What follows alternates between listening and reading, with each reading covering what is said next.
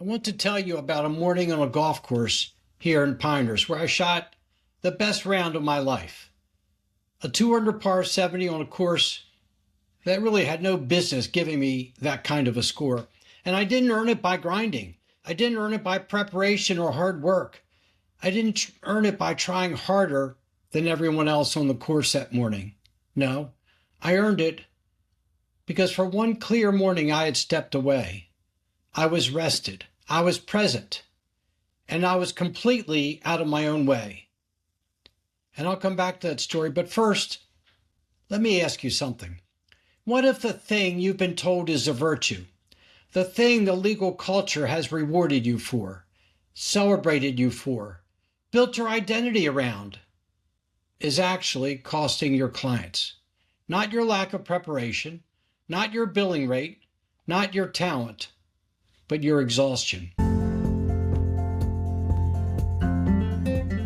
Welcome to the Free Lawyer Podcast.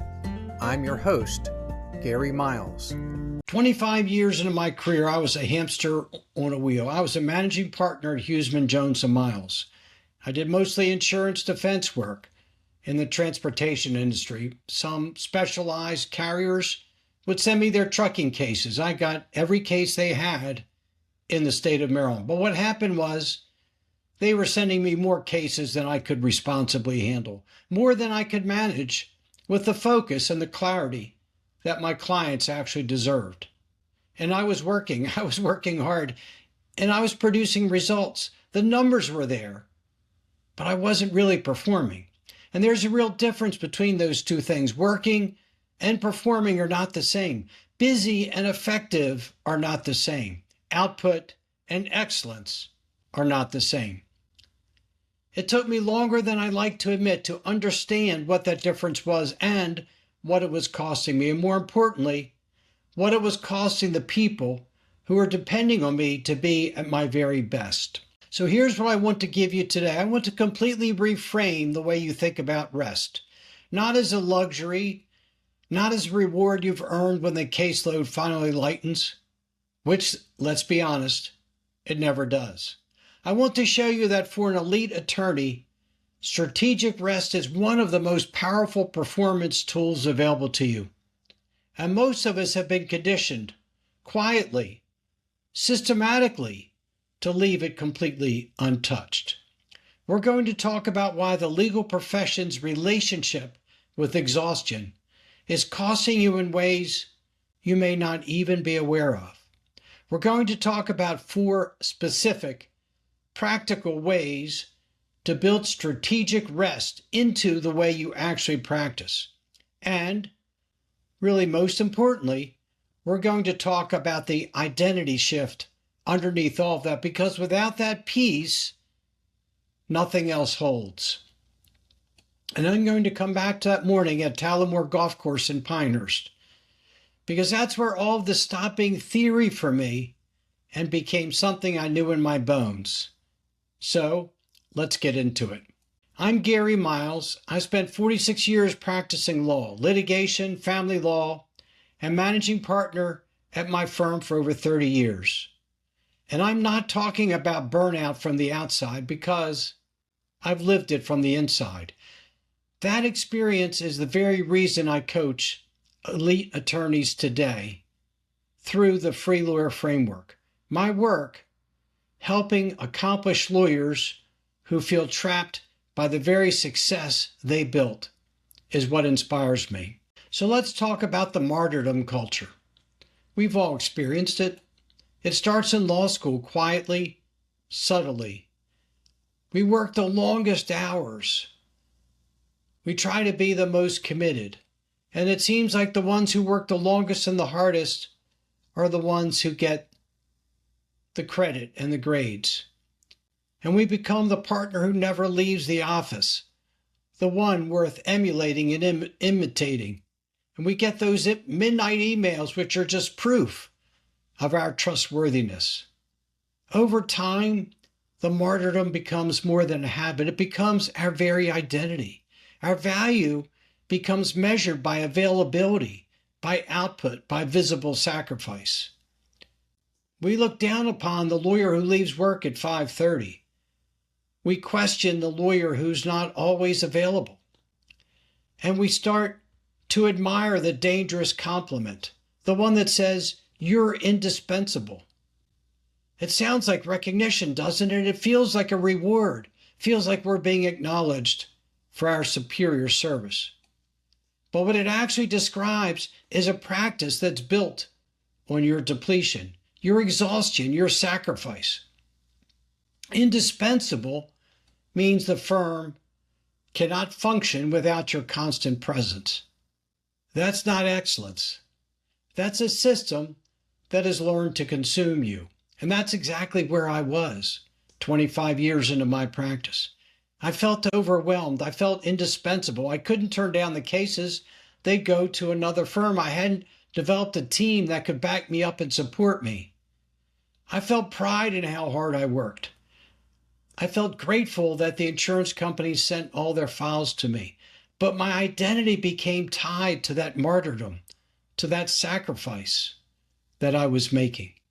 It wasn't something that bothered me. I admired it, and I wrapped my arms around it and welcomed it. What I'm going to share with you today is not about self-care. It's not about work-life balance in the soft sense. It's not that at all. It's about what exhaustion does to the quality of your work. This is actually a presentation about performance, how to perform better at work. Because, see, your clients depend on your very best thinking. And what goes first when you're chronically exhausted? Not the obvious things. You show up for work, you put in the hours, you have the output. Those things still happen. But what goes first are really the critical ones. Those strategic judgment calls, that creative problem solving, seeing the argument of your opposing counsel before they've actually finished it themselves, thinking 3 steps ahead. You know, I did high-level litigation.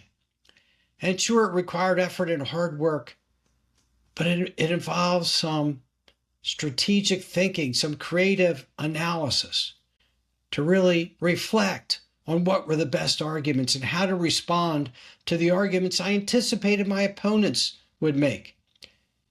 And this is what really defines elite legal performance: strategic thinking, creative problem solving, seeing those arguments early and building your responses.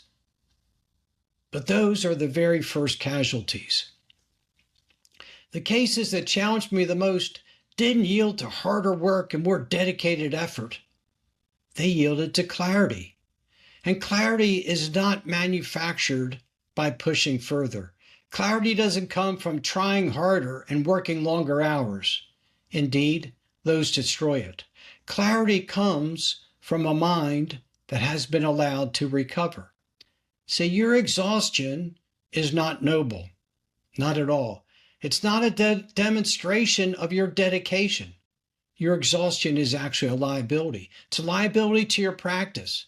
It's a liability to your firm. And it's a liability to the people who count on you to be at your very best. So let me take you back to that round at Talamore here in Pinehurst. I used to bring 12 guys down on a trip down here. We would drive down in 2 vans. We talk trash all the way down. Friends, colleagues. And it was a great time. It was relaxing. And when I got here that weekend, I truly detached from work. It was not on my mind at all. I was thinking about the joy of being with friends I hadn't seen, some of them since the last year when we came to Pinehurst. I slept well, and I woke up and I was mentally detached from the office. I wasn't thinking about the office at all. Not because I had solved anything there or resolved everything, but because I'd taken a break from it, because I'd stepped away. We played early in the morning that day. We played 36 holes, and this was my morning round. It was Carolina blue sky. Beautiful, beautiful blue sky. The sun was coming up. The air was crisp. Stately pines. I was present and unhurried. And I played actually as I never had played before. I was relaxed. I was on target.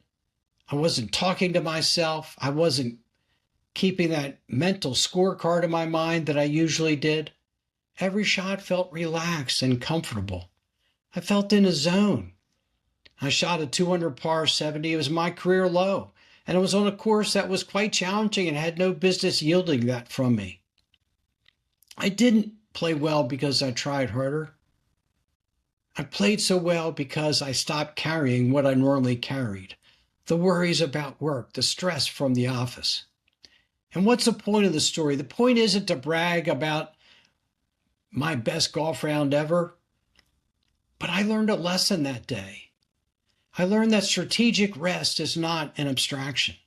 See, I know exactly what it feels like when a rested mind, a clear mind, operates at a level that our grinding can never produce. See, your best arguments, your sharpest instincts, your most creative solutions, you don't develop them on the 14th hour of your workday. They come from a mind that is given the conditions, the right circumstances to truly perform. See, strategic rest is not stepping away from excellence. It's what makes excellence repeatable. Before I walk through what this looks like, if you're already thinking, wow, this is exactly where I am, there's a place to take that thought. Visit GaryMiles.net and sign up for a complimentary coaching call for qualifying attorneys. Confidential, no obligation, GaryMiles.net. Or you can sign up for a call on the link in the notes to this episode. So now let's talk about 4 practices that you actually can start building into your week starting this week. These are practical and specific. That's not vague advice, but this is a concrete structure about how you can change your week. Specific, intentional choices you can start making that will protect your capacity for excellence. The first is to begin with protected mornings. Your most valuable thinking hours are being given away to emails, to voicemails, to whoever gets there first, to the colleague who puts his head in your office and says, I have a quick question. You've seen what happens. You come in, you start looking at your emails, you get a little annoyed about some of them, that demanding client, that nasty attorney, you send emails back. Your junior associate comes in and asks a question, a call comes through. All of a sudden, what happens? The day's shot. You don't even know what you finished that day. But instead, carve out time before the demands arrive to think, to plan, to prepare. And I suggest that on Monday mornings, you begin with no client calls and no administrative work. Use that time to actually focus on what's most important. What provides more value to you than anything else? What is the one file that requires your careful analytical thinking, that demands your attention? Work on that first thing in the morning. The next are hard stops. I know this seems impossible, but set a predetermined end to your workday, a specific time, a time you decide in advance and that you hold regardless of what's still on your desk, because you know we will never clean up our desk. There's always something there. There will always be something there, and that's probably a good thing. But pick a time. And it doesn't have to be the same time every day. Maybe one day it'll be 5 o'clock so you could see your child's soccer game. Another time, maybe you can work later till 7. But set that time that's the end of your workday. It's not a guideline. It's not a target you adjust. It's a line, a definition, a boundary. That's when your work ends.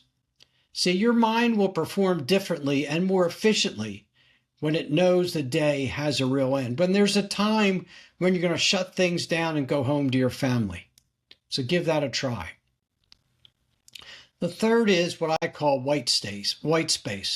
It's protected time on your calendar with absolutely nothing booked and nothing allowed in.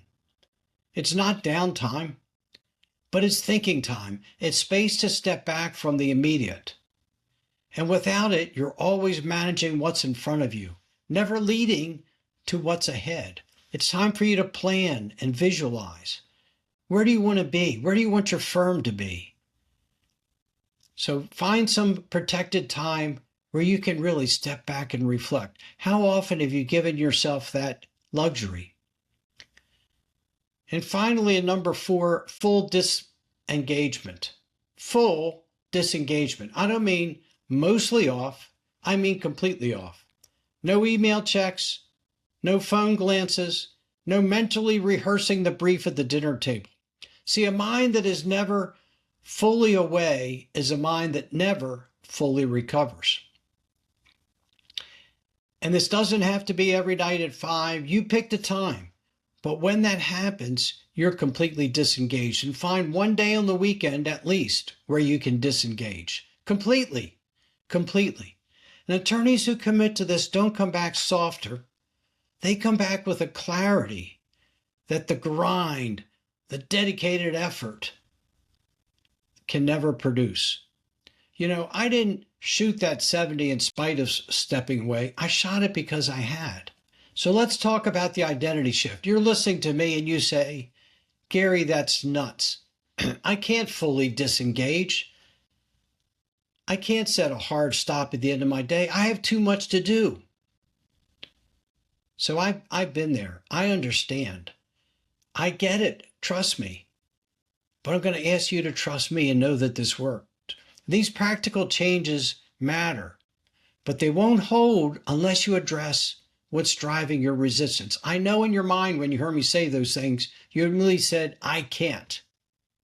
And the tactics aren't the problem. The problem is our identity. And what that resistance is really telling us, and if you've been pushing back while listening, you're thinking about the client who needs you, the case that can't wait, the work that has to be done. The problem isn't your work ethic, it's your identity. See, when your professional worth is built on your constant availability, rest feels threatening. It doesn't feel inconvenient. It feels threatening. Slowing down feels at some level like you're disappearing. And that's what I call external authority. Your confidence is built on what others can see, measure, validate, and compliment you for. Your worth lives in output, billable hours, being the person who never says no, and any reduction in output feels like a reduction in you. They become indistinguishable. And our profession is exceptionally good at constructing this trap, making us feel like we're indispensable, that we can't possibly slow down. But what I'm going to suggest as an alternative is what I call internal authority. It's where your confidence is grounded in preparation, your competence, your dedication, your commitment to your clients. It's not grounded in how many hours you logged or how available you appear. See, your worth does not fluctuate with your workload. If your confidence is stable, it's because it is yours. And that's what the Free Lawyer Framework is all built on. So what does that shift change? When your identity is no longer tied to exhaustion, to martyrdom, rest stops feeling like a threat. You're not stepping away from who you are. You're finally secure enough in who you are to protect it. You can leave at a reasonable hour without anxiety. You can be present with your family, with your clients, with yourself, and be comfortable. 25 years in, I was no less committed when I decided I needed a different way of working. I wasn't becoming a worse lawyer, I was becoming a wiser one. The willingness to question the pace was not a retreat from my standards. It was actually the first honest thing I'd done for my practice in years. Back in Talamore, I didn't protect that morning consciously. I just happened to be away. I happened to be away with friends. It was a beautiful morning, and I just happened to be separated from work in every way, to be truly present where I was. And what I teach now is how to build that condition deliberately, not waiting for a golf trip to stumble into your best thinking. That's what happened to me. But now I teach my clients how to build that confidence, that presence, that grounding deliberately. Protected mornings, hard stops, white space, full disengagement. Each one is a version of what I had that morning at Talamore. A mind given permission to step away, given the conditions to recover and recharge, and then trusted to perform. So here's the competitive reality that the martyrdom culture obscures. When you operate from sustainable strength, when you've actually rested, recovered, and reset, you see things that exhausted attorneys miss. You make decisions with a clarity they simply cannot access. You bring a quality of presence to your depositions, to your strategy sessions, to your client relationships. That doesn't come from working more hours. It comes from protecting that mind that you bring to those hours. Over the arc of a long career, that compounds. Fewer costly errors, sharper judgment under pressure. A reputation built not on frantic availability, but on consistently excellent work, delivered by someone who's clearly operating at full capacity. The attorneys who sustain elite performance across decades are not the ones who never stopped. They're the ones who learned, usually the hard way, that stopping was part of the strategy. So here's the question I want to leave with you today. What would your next case look like? Your next deposition? Your next negotiation? Your next morning in the courtroom if you brought your best mind to it? Not what's left of it. Not the version of you that's running on fumes of last week's caseload. Your best mind. If today's episode resonated with you, if you found yourself nodding along, or maybe if you found yourself pushing back at me a little, or quietly thinking, this is exactly where I'm stuck, I'd love to have a conversation with you. I offer a complimentary confidential coaching call for qualifying attorneys. No pitch, no pressure, no agenda. Just a genuine conversation about what practicing law can look like for you if it were structured differently, if it were built around your strengths, your values, and the life you actually want to be living. The conversation is free. The clarity is worth more than what you might realize. You can find me at GaryMiles.net. You can email me directly at Gary@GaryMiles.net. I read every message personally. And if this episode was useful, if I gave you even one thing to think about differently, I'd be very grateful if you shared it with a colleague who needs to hear it. The legal profession needs this conversation, and the more of us who are willing to have it, the better off our whole profession becomes. I want to thank you for spending your time with me today. And trust me, I don't take it lightly that you gave me a piece of your day. And until next time, practice law with purpose and live life with freedom.